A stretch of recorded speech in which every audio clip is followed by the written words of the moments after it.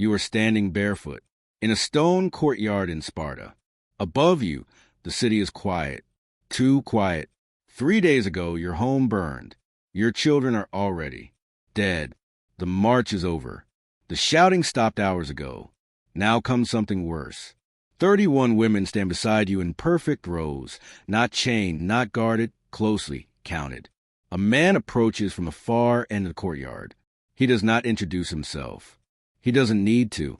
His crimson cloak announces his authority. When he speaks, his voice is dry, strict bare, his Greek sharp enough to cut words down to bone. You are no longer Athenians, he says. You are no longer wives. Everything you were is finished. Each sentence lands with the precision of a blow that leaves no visible bruise.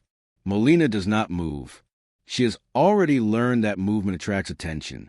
And in Sparta, attention is never a gift.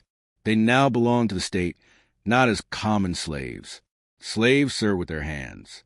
They will serve differently. He speaks of distribution, of the city's needs, of functions. The words are administrative, almost neutral, as if he were discussing the movement of resources, not the erasure of lives. And in that moment, Molina understands something essential. The true horror is not immediate violence. It is the system that replaces it, a mechanism that requires no anger, no sadism. Rules are enough. Records are enough. Decisions made far from the faces of those who suffer them are enough. Sparta does not scream. Sparta classifies. The man turns and walks away without waiting for acknowledgement. The silence thickens. The Spartan women step forward and begin separating the group with calm efficiency. Molina feels herself crossing an invisible threshold, not into chaos, but into something far worse. A machine that already knows what to do with her.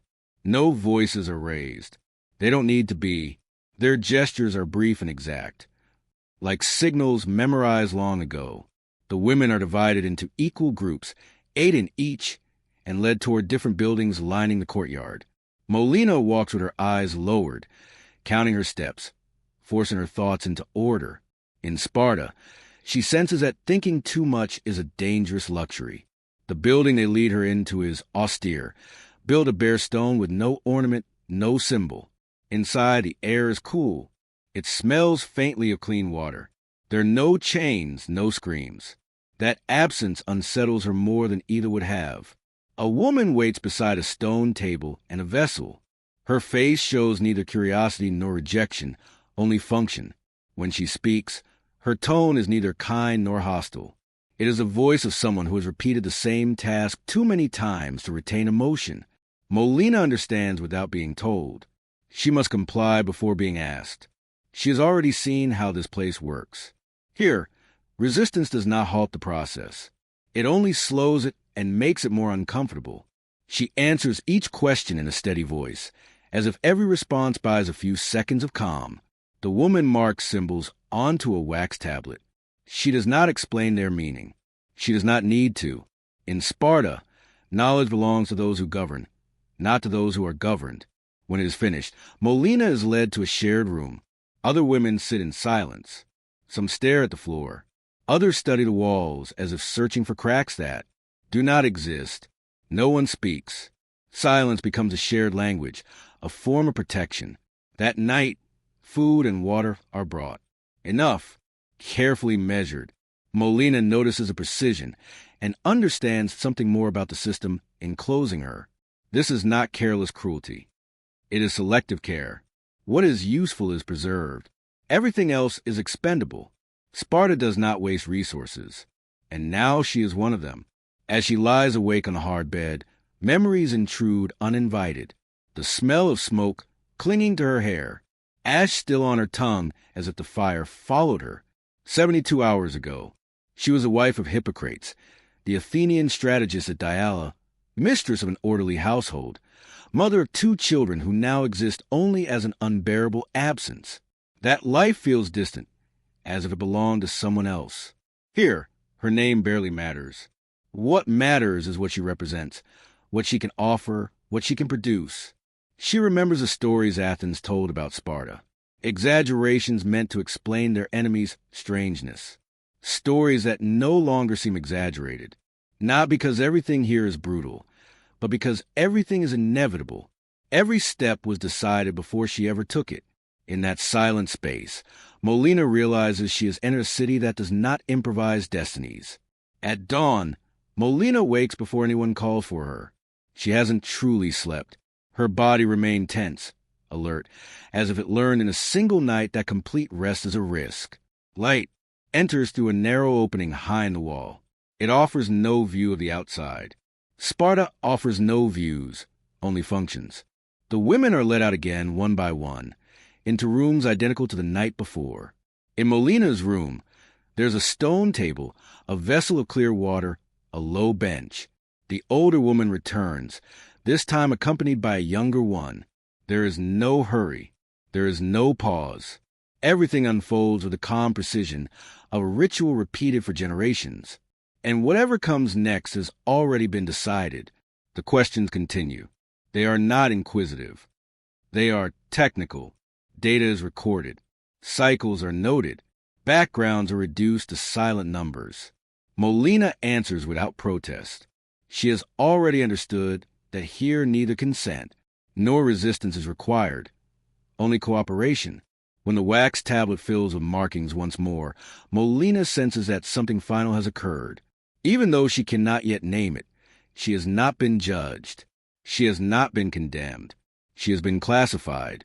As she is led from the room, she hears muffled sounds drifting from behind other doors. No words, only restrained emotion. Sparta does not require shouts to impose its will. Control is exercised through anticipation. Each woman imagines her own fate, and that private imagining proves more effective than any explicit threat. Back in the inner courtyard, Molina studies the architecture with new awareness. Everything here is built to last. Nothing is built to comfort. The stones are not beautiful, but they endure. Sparta does not construct to please. It constructs to remain. The same principle applies to people. Those who fit the structure are preserved. Those who do not are corrected, reassigned, or removed from the calculation altogether. When a Spartan woman approaches and instructs her to follow, Molina rises immediately. She has already learned the most important rule of this place. Those who hesitate are lost. As she walks, she makes a decision so small it barely registers as thought. Sparta may control her body, her time, her immediate future, but it will not fully control her mind. That fragile decision, barely formed, barely named, becomes her first act of resistance. To understand what is about to happen to Molina, it is necessary to step backward in time. Long before she ever stood in this courtyard, Sparta was not born an anomaly. It became one through accumulated decisions made under pressure, justified by fear, refined by generations who learned to live without alternatives. Centuries earlier, Sparta conquered fertile land. It could not govern without constant anxiety.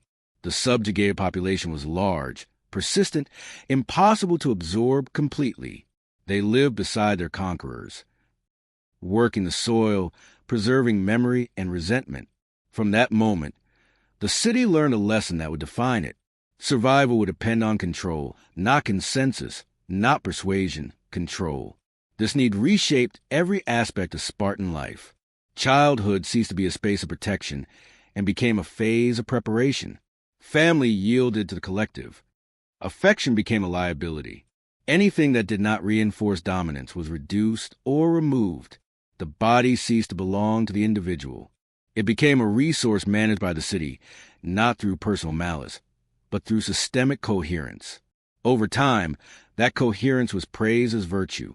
Spartans learned not to doubt, not to question, not to require explanation. Doubt was seen as a crack through which chaos could enter. Critical thinking was replaced by ritual. Ritual hardened into habit, and when a practice becomes habit, it stops appearing cruel. It simply is. Molina, seated now on a stone bench, becomes a result of this logic. She is not hated. She is not punished for being an enemy. She is absorbed into an ancient calculation, one that determines who serves, how they serve, and for how long. Molina does not yet understand every detail of the system, but she feels its weight in the way she is watched, in the precision with which she is moved, in the total absence of explanation. The training Sparta imposed on its children sought more than strong bodies. It sought unwavering minds. From early childhood, obedience was taught without question, endurance without complaint. This was not punishment. It was conditioning. Every deprivation, every test was designed to erase a specific response. Over time, this produced men who required no explicit orders. They knew what was expected because the system had replaced morality itself. They no longer distinguished between permitted and forbidden. They distinguished between useful and useless. Everything else was noise. And in the shadow of this training existed a final stage reserved for those who had already proven they could act without internal restraint. It was never discussed openly, only hinted at through euphemism, as if naming it directly might fracture the order it upheld. A space where obedience was perfected, where actions occur without witnesses, without questions. Molina does not know its details, but she senses its presence like pressure in the air. The women whisper at night, fragments of stories, unconfirmed accounts. In Sparta, fear rarely requires proof. Possibility is enough. From the outside, Sparta appears calm, disciplined, ordered. But beneath that surface, tension never dissipates. It accumulates. The city endures because everyone accepts their role. Molina understands that the men raised in this environment are not individual monsters. They are the logical outcome of a system that eliminated doubt as a survival instinct. They have learned to sever feeling from action, to act without reflection, to obey without question. And it is these men who decide the fate of those who fall into Sparta's hands, not out of hatred, not for pleasure, but out of habit, out of consistency with a system that allows no exception. As she watches them move through the courtyard, Molina recognizes an uncomfortable truth. Resistance alone will not save her. To survive here, she must understand the system well enough to anticipate it. She must learn to think the way Sparta thinks without becoming it entirely. The woman who enters a room does not present herself as a guard or a caretaker. She presents herself as an intermediary. She is young, strong. Her posture reflects years of physical discipline. Molina recognizes this kind of body immediately. It is not accidental. It is a result of a culture that elevates resilience above all else. "My name is Gorgo," the woman says. She offers no comfort, only information. In Sparta, that is the closest thing to courtesy. Gorgo explains the situation in short, measured sentences. The evaluations have already been completed. The marks on the tablets have been reviewed. Molina has been deemed suitable for a domestic assignment, not as an equal, not as a guest, as part of a secondary household structure designed to fulfill a specific need of the state. Molina listens without interruption. She understands that every phrase has been rehearsed, passed down from woman to woman across generations.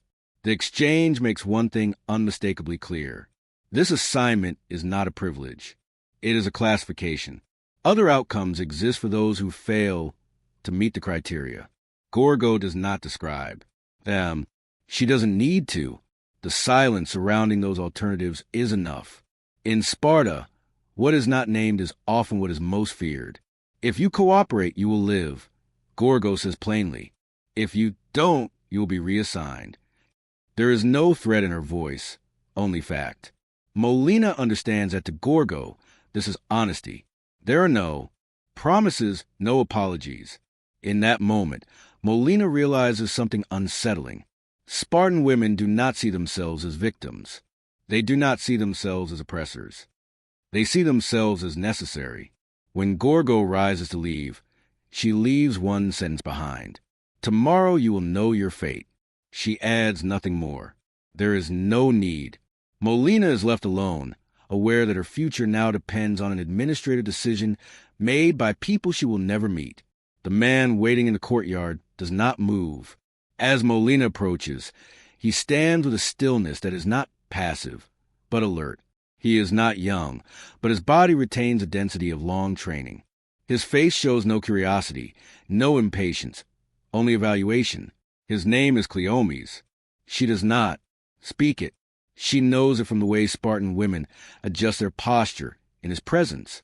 from the subtle shift that follows men accustomed to authority without announcement. He is a full citizen, someone who has endured every stage of the system and survived. In Sparta, that alone confers power. Cleome speaks without warmth. He does not mention feelings or expectations. He speaks of continuity, inheritance, domestic stability. Molina answers carefully. She is neither submissive nor defiant. She has learned that extremes invite suspicion. She speaks plainly without ornament, mirroring Spartan restraint. The adjustment is noticed. Cleomenes inclines his head slightly. In Sparta, the smallest gesture can signal acknowledgement. In the days that follow, Molina begins to notice a pattern. The nights are predictable, mechanical. The days, however, are not.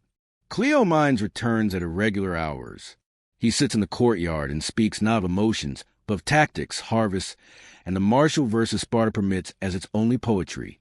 At first, Molina listens in silence. Then, cautiously, she begins to ask questions, not challenges, details, practical clarifications, contradictions framed as technical concerns. Cleomenes responds with rigidity at first, then with something else, interest. Speaking with her does not require the mask he wears among other men. Cleomenes is surrounded by men, yet cannot speak freely. Molina, by contrast, does not count. She is foreign. She is property. And therefore, paradoxically, she is safe. That safety becomes dangerous. Each conversation adds weight to a relationship the system never anticipated. Cleomenes lingers longer, listens more closely, responds with more than rehearsed phrases. It is not affection. Not yet. It is recognition. And in Sparta, recognizing the humanity of another is the first step toward transgression. Molina is not naive. She knows Cleomenes will never openly challenge the order that shaped him, but she also knows she has found something rare. A man trained not to feel, beginning slowly to remember how to think, and that memory, fragile and quiet, could become either a threat or an opportunity. The summons arrives without warning. Two men escort Molina through streets she already recognizes, not through familiarity, but through repetition. Sparta does not change. That is its promise and its threat. As they pass, women pause in their tasks. They look, they calculate. No one asks where Molina is being taken. In this city, questions are a form of defiance. The chamber where the F4S wait is austere, even by Spartan standards. No symbols, no decoration. 5 seats arranged in a semicircle, one opposite them, reserved for those who must answer. Molina sits when instructed. Her posture is straight, her expression calm. She has learned that visible fear is free information. The E4S speak with the same tone they would use to discuss any civic matter. They note that time is passing, that expected results have not yet appeared. There is no reproach in their voices, only calculation. Then they mention a request, a name Molina has already heard whispered, always quietly, always followed by silence. Lysander. They do not explain who he is. The weight of the name makes its significance clear. The request, they say, is unusual. It does not promise continuity. It does not ensure stability. It carries risk to what the city currently values in her. And yet, it is supported by influence. The E4S do not frame this as a threat. They present it as an administrative dilemma. Granting the request has a cost. Denying it has a cost as well. For the first time since arriving in Sparta, Molina is offered something they call a choice. Accept and assume the consequences. Refuge and accelerate the demands placed on her current assignment. This is not a moral decision. It is a transfer of responsibility. Whatever happens, the city will remain blameless. Molina recognizes a trap immediately. There is no real choice. Both paths lead to loss only by different routes. But she also recognizes something else. The fact that she has been consulted at all means her status has shifted. She is no longer entirely expendable, not yet secure, but no longer invisible. She answers without raising her voice.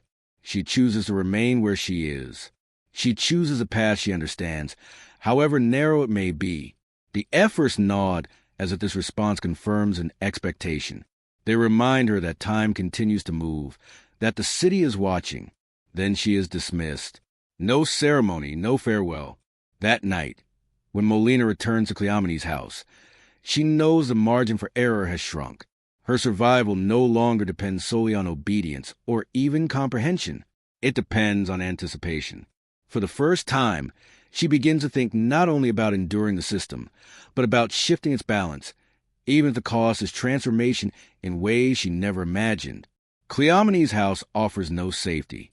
That night, when Cleomenes enters, Molina notices a change in him. Not exhaustion, not anger, unease. He has been informed. Not everything, but enough to understand that the equilibrium they have found is unstable. They speak little. The silence between them carries more weight than words. Finally, Cleomenes says what neither of them can avoid. The margin has narrowed. The city does not wait forever. Every assignment must justify itself. Molina listens without interruption. She cannot afford passivity anymore. Not now. That night, for the first time since arriving in Sparta, Molina acts differently, not in submission, but in calculated participation. She does not attempt deception. She accelerates what the city already demands. She understands with brutal clarity that her body has become her argument, and delaying that argument would be surrender. The days that follow tighten into a monitored routine. Consultations, adjustments, recommendations delivered as technical instruction. Molina follows each precisely, not from blind obedience, but because she understands that every action is evidence. Cleomenes, meanwhile, begins to change in ways others notice. He is more present, more attentive, not only in the household, but in public. He defends his investment using the language the system respects: efficiency, resources, future value. He does not speak of Molina as a person. He speaks of her as an asset. The protection is imperfect, but it is real. Molina registers each shift carefully. Every defense adds a layer of safety and draws new attention. As pressure builds, Molina arrives at a realization that turns fear into resolve. Survival will not come from compliance alone. It will come from creating dependence. It is not enough to be useful. Once, she must become indispensable. While the city waits for results, Molina begins to think beyond the present. She sees the future not as a destination, but as a sequence of moves. Each decision will determine not just whether she lives, but how and under what conditions. Sparta believes it has reduced her to a function. Molina begins to see that even within that reduction exists a narrow margin, almost invisible, but real. She decides to occupy it, not through open defiance, but through deliberate survival, because in a city that turns people into cogs, fitting in does not always mean surrender. Sometimes it means preparing for the precise moment when one misaligned piece can halt the entire machine.